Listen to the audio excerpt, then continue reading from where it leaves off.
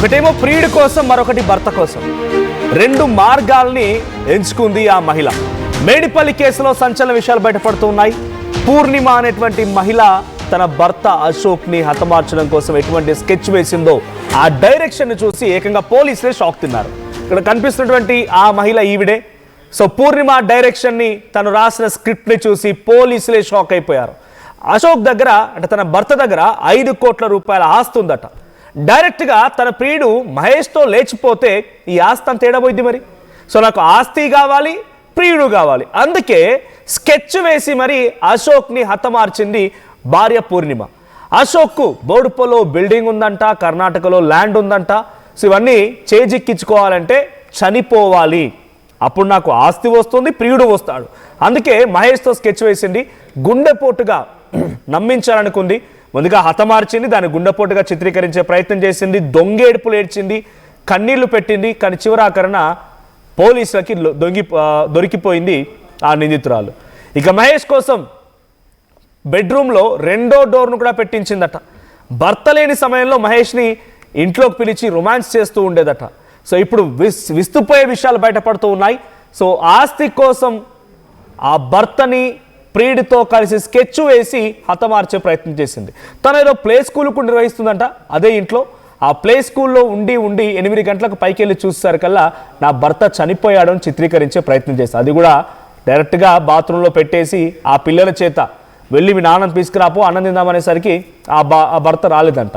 So దాన్ని వెళ్ళి చూస్తే పడిపోయాడు. కానీ వీళ్ళ ప్రీ ప్లాన్ ఏంటంటే ముందుగానే వెనకాల డోర్ నుంచి ఇటు మహేష్ని, మహేష్ ఫ్రెండ్ ఇంకొకరిని, ఇద్దరిని పిలిచి చున్నీలు బిగించి ఊపిరాడకుండా చేసి అశోక్ని హతమార్చారు. ఆ తర్వాత బాత్రూంలో పెట్టేశారు. ఇక కట్టుకథ ఎలా అల్లిందనంటే పాపం ఉదయాన్నే ఆఫీస్కి వెళ్ళాడు, ఇంటికి వచ్చేసరికల్లా ఇంటికి వచ్చాడు. తర్వాత వాష్రూమ్లోకి వెళ్ళాడు. వాష్రూమ్లోకి వెళ్ళి నేను ఫ్రెష్ అయ్యి వస్తానని చెప్పాడు. అంతలోనే రాలేదు. సో నేను వెళ్ళి మా పాపను వెళ్ళి తిందాం రమ్మని చెప్పి మా ఆయన పిలువమనేసరికల్లా రాకుండా ఉండిపోయాడు. అందుకే ఇది ఒక గుండెపోటుతో మరణం అనే రకంగా ఒక పక్కా పర్ఫెక్ట్ స్కెచ్ వేసుకునింది. కానీ పోలీసు ఊరుకుంటారా? ఒక్కసారి 2 పీకుడు పీకితే అసలు విషయం బయటపడింది. సో దీనిపై అటు అశోక్ బంధువులు మాట్లాడుకొచ్చారు ఆర్టీవీతో. వారేం మాట్లాడారో చూద్దాం. 1 గంట దాకా ఫోన్లు మాట్లాడేదండి. 1 గంట 1:30 వరకు అందరూ ఇక్కడే ఉన్నారు. తల్లి, తండ్రి, అక్క, చెల్లి, బావ అందరూ ఇక్కడే ఉన్నారు. మరి 1:30 వరకు ఫోన్లు ఎవరితో మాట్లాడుతుంది? అంటే భర్త చనిపోయినాక కూడా షాపింగ్కి వెళ్ళిందా? షాపింగ్ మరి 3 రోజులు పోలీసులు పిలిస్తే పోలీస్ స్టేషన్ నుంచి ఫోన్ ఇస్తానని పిలిచారంట. వాళ్ళ హస్బెండ్ది వెళ్ళిందట. వెళ్ళి అక్కడి నుంచి వచ్చేటప్పుడు షాపింగ్కి వెళ్ళిందట. అక్కడికి అతను కూడా వచ్చాడట మహేష్. మరి పిల్లోడికి కూడా ఇవన్నీ తెలుసో తెలీదో ఇవన్నీ మాకు అర్థం కావట్లేదు అసలు. ఏంటి సార్ ఇంత మరి ఘోరంగా?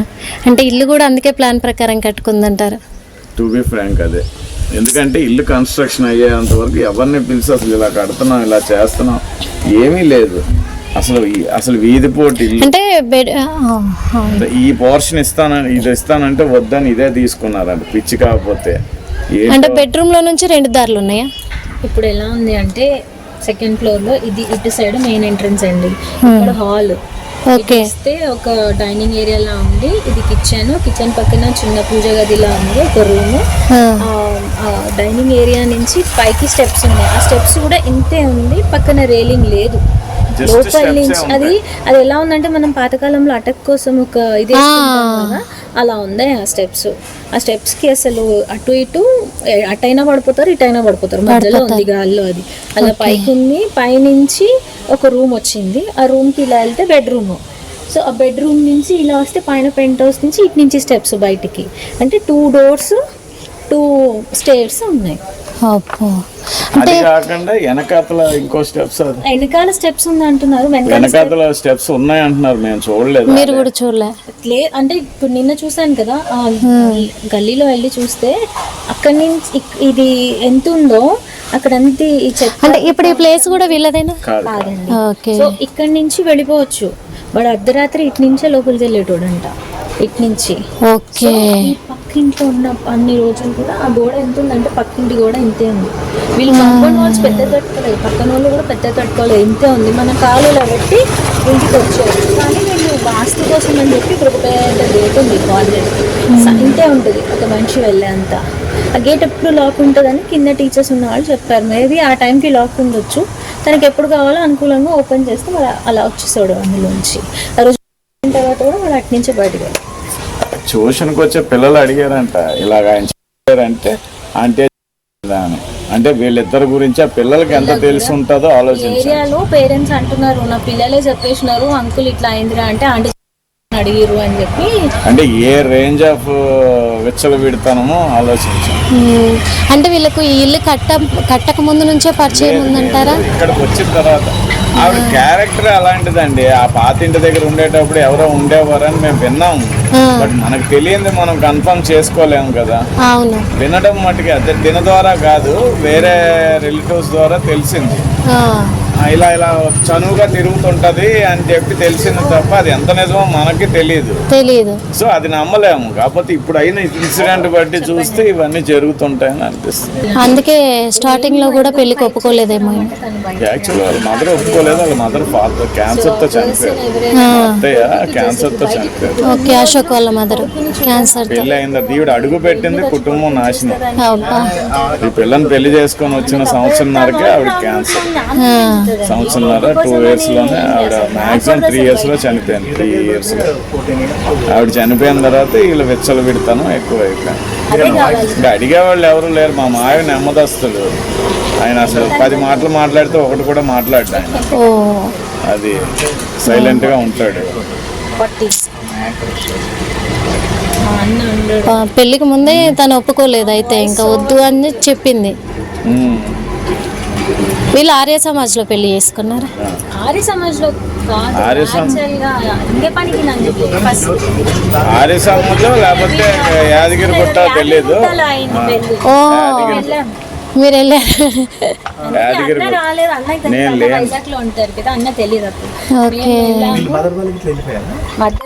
పూర్ణిమ వాళ్ళ మదర్ వాళ్ళు ఈ రోజు మార్నింగ్ బెంగళూరు వెళ్ళిపోయారు.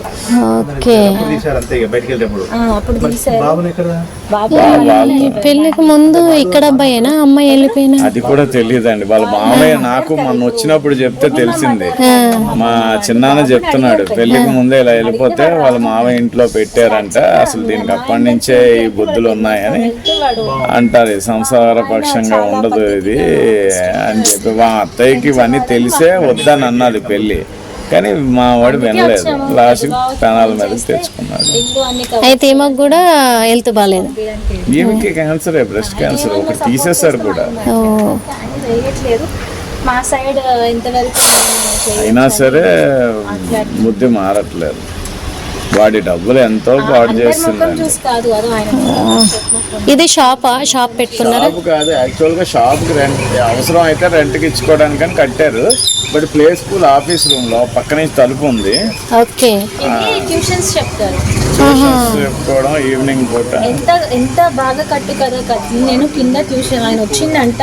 ఆయన వెళ్తూ నాకు ఒంట్లో బాగాలేదు పూర్ణిమ నువ్వు చూసుకో అని చెప్పి ఆయన పైకి వెళ్ళిపోయాడంట. పైకి వెళ్ళి పడుకుంటే హార్ట్ అటాక్ వచ్చి పడిపోయాడు ఆయన. మాకు తెలీదు, ట్యూషన్ అన్ని అయిపోయి పైకి వెళ్ళి చూసేసరికి ఆయన అలా ఉన్నాడు అని చెప్పి కొడుకుని ఫస్ట్ ఆర్ఎంపీని పంపించిందంట. పంపించుకురమ్మని కొడుకుకి. వాడొచ్చి డిక్లేర్ చేసే డెత్ అని. ఓకే సార్, మీరు పోస్ట్ మార్టం అప్పుడు చూసారా బాడీని? లేదండి, నేను అదే చెప్తున్నాను. ఫీవర్ ఉండి నేను ఎక్కడికి వెళ్ళకపోయినా ఇక్కడ కూడా కష్టంగా వచ్చాను. ఆ మొహం మీద దెబ్బలు అవి అన్నారు కదా, చూసారా అసలు? లేదు నేను నాకు చెప్పడం బట్టి ఇక్కడ ఏదో రోడ్డు మీద పడిపోతే గీస్తే ఎలా చెక్కుంటది అలా ఇక్కడ ఈ నోట్లోంచి బ్లడ్ అట, ముక్కులోంచి బ్లడ్ అంట, తర్వాత ఇక్కడ ఏదో కట్ అయింది అన్నట్టుగా విన్నాను. అంతే, ముఖం మీద ఇంకా కటింగ్స్ ఏం లేవు. కొట్టారండి బాగా, పన్ను కూడా ఇరిగిపోయింది. మీరు ఆ రిపోర్ట్ లో చూస్తే తెలుస్తుంది మీకు. రిపోర్ట్స్ ఎవరి దగ్గర ఉన్నాయి సార్ ఇప్పుడు? రిపోర్ట్లు వాళ్ళ అన్నయ్య దగ్గరే ఉంటాయి. యాక్చువల్ పోస్ట్ మార్టం ఇంకా రాలేదట. వాళ్ళు ప్రెస్ నోట్ ఏదో పెట్టారు, నాకు ఒకటి పంపించారు. ఒకసారి నాకు పంపించారా ఉంటే? ప్రెస్ నోట్ ఒకటి పంపించారు, పోలీసుల దగ్గర నుంచి వచ్చింది. సరిగా ఎటువంటి షాకింగ్ విషయాలు బయటపడ్డాయో. కింద ప్లే స్కూల్ నిర్వహించేదంట. ఆ పిల్లలకు కూడా తెలుసంట. ఆ బంధువులు చెప్తున్న ప్రకారంగా, అశోక్ బంధువులు చెప్తున్న ప్రకారంగా ఆ స్కూల్ పిల్లలు కూడా ఎవరో అంకుల్ వస్తూ ఉండేవాడు, అంకుల్ వెళ్తూ ఉండేవాడు అని మాట్లాడుకుంటూ ఉండేవారట. ఆ తల్లిదండ్రులు కూడా చెప్పారంట. ఈమె చేసేటువంటి పనే ఇటువంటి నిర్వాకము, మరి దారుణము, నికృష్టము, నీచము, వేశ్యల కంటే హీనంగా చేసేటువంటి పని ఇది. సో ఈమె ఇంకా పిల్లలకు చదువులు చెప్తారు. పాపం ఆ పిల్లలు ఎంత ఇబ్బంది పడ్డారు. ఆ పిల్లలకి ఈమె చదువు చెప్తుంది. నిజంగా సంస్కారం అటువంటి వ్యక్తులే, సంస్కారం ఉండి కొంత పద్ధతి పాడు తెలుస్తుంటే ఆమె చెప్పిందనంటే కొంత విద్యార్థులు నేర్చుకుంటారేమో. కానీ తను చేసేదే అడ్డదారి దొక్కే పని, గబ్బు పని. దానికి ఇంకా చదువు చెప్పే పేరుతో ఒక నెపం నెట్టుకొని చాలా దరిద్రం. ఆ ఇంట్లోకి బెడ్రూమ్లోకి కన్స్ట్రక్షన్ టైంలో నుంచే 2 డోర్లు కావాలనే పెట్టించిందంట. ఒక డోర్ నుంచి ప్రియుడు వచ్చేవాడు, ఇంకో డోర్ నుంచి భర్త. ముందుగానే భర్తను హతమార్చి మళ్ళీ స్కూల్కి అని చెప్పి కిందికి దిగి ఆ తర్వాత పైకి వెళ్ళి చూసేసరికల్లా అసలు విషయం ఏం జరిగిందనంటే ఇగో పడిపోయి ఉన్నాడు, గుండెపోటు అని చెప్పి కథ అల్లింది. చూడండి, ఇక్కడ మీకు కనపడుతోంది రైట్ సైడ్లో ప్లే స్కూల్ అని చెప్పి రాసింది ఒకటి. సో ఈ బిల్డింగ్లోనే ఇప్పుడు అశోక్ హతమయ్యాడు. సో తన గురించి ఇంకా చెప్పేటువంటి విషయాలు చూస్తే షాక్ అయిపోతారు. గతంలో ఉన్న దగ్గర కూడా ఒక నిర్వాకం ఉండేది, మాకు అనుమానం ఉండేది, కానీ మనం నిర్ధారించుకోలేదు కాబట్టి చెప్పలేకపోతామని బంధువులు చెప్తూ ఉన్నారు. సో కట్టుకున్న భర్తనే ఒకటి కోసం 23 ఏళ్ళ పోరగాడు, వాడు పెద్దగా వయసులోనే కాదు. ఆంటీ చూడండి, 23 ఏళ్ళ ఒక అబ్బాయితో కలిసి ఈ నిర్వాకానికి పాల్పడ్డామంటే నీ బతికేదో అర్థమవుతోంది. సో ఇటువంటి నీచాలు నికృష్టాలు చాలా జరుగుతూనే ఉన్నాయి. ఇక్కడ లాజిక్ తను ఆలోచించిన విషయం ఏంటంటే డైరెక్ట్గా అబ్బాయితో లేచిపోతే నాకు ఉన్నది కాస్త ఊడిపోయింది, రూపాయి లేకుండా పోయి వాడే ఒక బికార్లా ఉన్నాడు, నన్నేం జాస్తాడు వాడని చెప్పి అనుకుందే ఏమో. అందుకే అశోక్ దగ్గర 5 కోట్ల రూపాయల ఆస్తుందని గమనించింది. బిల్డింగ్ ఉంది, ఆ తర్వాత కర్ణాటకలో ల్యాండ్ ఉంది, హైదరాబాద్లో బిల్డింగ్, కర్ణాటక ల్యాండ్, ఇవన్నీ కలిపితే 5 కోట్ల రూపాయలు విలువ చేసేటువంటి ఆస్తి ఉంది. కాబట్టి ఈ ఆస్తి అంతా నాకే రావాలి, నాకు ప్రియుడు కూడా కావాలి, రంకు మొగుడు కావాలి, అసలు మొగుడి ఆస్తి కూడా కావాలనుకొని అన్ని రకాల స్కెచ్ వేసి చాలా పక్కాగా ఇంప్లిమెంట్ చేయాలనుకుని, కానీ పోలీస్ స్టైల్లో 2 పీకుడు బీకేసరికల్లా అసలు విషయం బయటపడింది. ఇటువంటి ఒక దుర్మార్గురాల్ని ఎలా శిక్షిస్తే ఇటువంటి ఒక మహిళని ఎలా శిక్షిస్తే బాగుంటుందో కామెంట్ చేయండి. చాలా మంది చెప్తుంటారు కదా, ఇదే ఇన్సిడెంట్లో కనుక తారుమారై ఉంటే, ఇదే సంఘటనలో తారుమారై ఉంటే, ఇక్కడ భార్య స్థానంలో భర్త ఉండుంటే ఇంకెంత నీచంగా మాట్లాడేవారు, ఎంతమంది రోడ్డుకి ఎక్కేవారు, ఎంతమంది నిరసనలు తెలిపేవారు, ఎంతమంది క్యాండిల్ ర్యాలీలు చేపట్టేవారు. ఇప్పుడేమైపోయింది, నేను అందరినీ ఆడడం లేదు, బట్ ఎవరైతే ఇటువంటి నికృష్టాలని చూస్తూ కూడా సైలెంట్గా ఉండిపోతున్నారో వాళ్ళందరికీ కూడా కొంత ఆలోచించండి ఇటువంటి విషయాలపైన. సో తప్పు చేసే వాళ్ళు 2 రకాలుగా ఉన్నాయి, ఇద్దరు, అటు ఆడ మగ అని తేడాలి, అందరూ తప్పులు చేస్తూనే ఉన్నారు. కానీ ఇక్కడ జరిగిన సంఘటన చూడండి, పెళ్ళయింది, పిల్లలు ఉన్నారు, చాలా చక్కగా జీవితం గడుపుతోంది, మంచి బిల్డింగ్ ఉంది, మంచి ఉద్యోగం ఉంది, చదువు చెప్పడానికి ఒక స్కూల్ ఉంది, అంతా బాగానే ఉంది. 23 ఏళ్ళ పోటు కావాల్సి వచ్చింది. వాడు ఏం పని చేస్తాడంటే డైలీ లేబరు. వాడేదో పెద్దగా మంచి బెంజ్ కార్లు వచ్చి, BMW కార్లు వచ్చి, మంచి బైక్లు అంతా వేసుకోవడానికి చక్కగా బట్టలు కూడా వాడికి. ఆ ఫోటోలు చూస్తే అర్థమవుతుంది. వాడిని ప్రేమించి వాడితో రంకు మొదలుపెట్టి వాడు రావడానికి ఎంట్రీ కోసం సపరేట్ డోర్ కూడా పెట్టించిందట ఇంట్లో. వాడిని పిలిచి ఈ రకమైన నిర్వాకానికి పాల్పడి ఆ తర్వాత కట్టుగా తల్లింది. మా ప్రతి నిర్మల ఉన్నారు. నిర్మల, సో ఇన్సిడెంట్కి సంబంధించి పోలీసులు ఏం చెప్తున్నారు? ఇప్పుడు ఆ పూర్ణిమ అదుపులోకి తీసుకున్నారా? పూర్ణిమ ఏకంగా ఇందాక ఆ వీడియోలో మాట్లాడుతున్నారు, షాపింగ్ కూడా వెళ్ళిందంట, భర్త చనిపోయిన తర్వాత షాపింగ్కి వెళ్ళిందంట. ఏంటి ఆ మహిళ అసలు ఇంత దారుణంగా ఎలా ఆలోచించగలుగుతున్నారు? ఇప్పుడు ఆమెపై ఎటువంటి చర్యలు తీసుకుంటున్నారు పోలీసులు?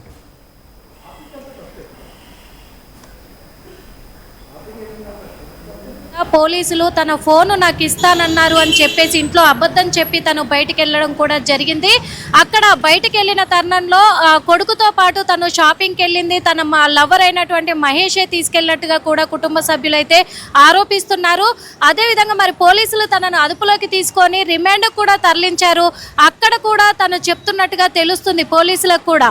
అంటే ఇదంతా కూడా తనకు కర్ణాటకలో ల్యాండ్ ఉంది, అలాగే బోడుప్పల్లో ఒక బిల్డింగ్ ఉంది, ఇక్కడ కూడా రీసెంట్గా ఇల్లు కట్టుకున్నాము, కానీ నాకు మహేష్ కూడా కావాలి, నాకు మహేష్తో నేను బ్రతకాలి అంటే తను అడ్డవుతాడు అనే ఒక ఉద్దేశపూర్వకంగానే ఇంత ఘాతకానికి పాల్పడ్డట్టుగా కూడా పోలీసులు అయితే వివరిస్తున్నారు. అదే కాకుండా ఆ కొడుకును కూడా, ఆ కొడుకుకు పాపము హెల్త్ బాగలేదు, తనకి హార్ట్ ఆపరేషన్ సర్జరీ అయింది, ఇంకొక హార్ట్ ఆపరేషన్ కూడా జరిగేది ఉంది. ఇప్పుడు పూర్ణిమకు కూడా బ్రెస్ట్ క్యాన్సర్ ఉంది. ఈ బ్రెస్ట్ క్యాన్సర్ని తగ్గించడానికి కూడా తనకు ట్రీట్మెంట్ పాపము అశోకే తీసుకెళ్లి చెన్నైలో ట్రీట్మెంట్ ఇప్పిస్తూ ఉన్నాడు.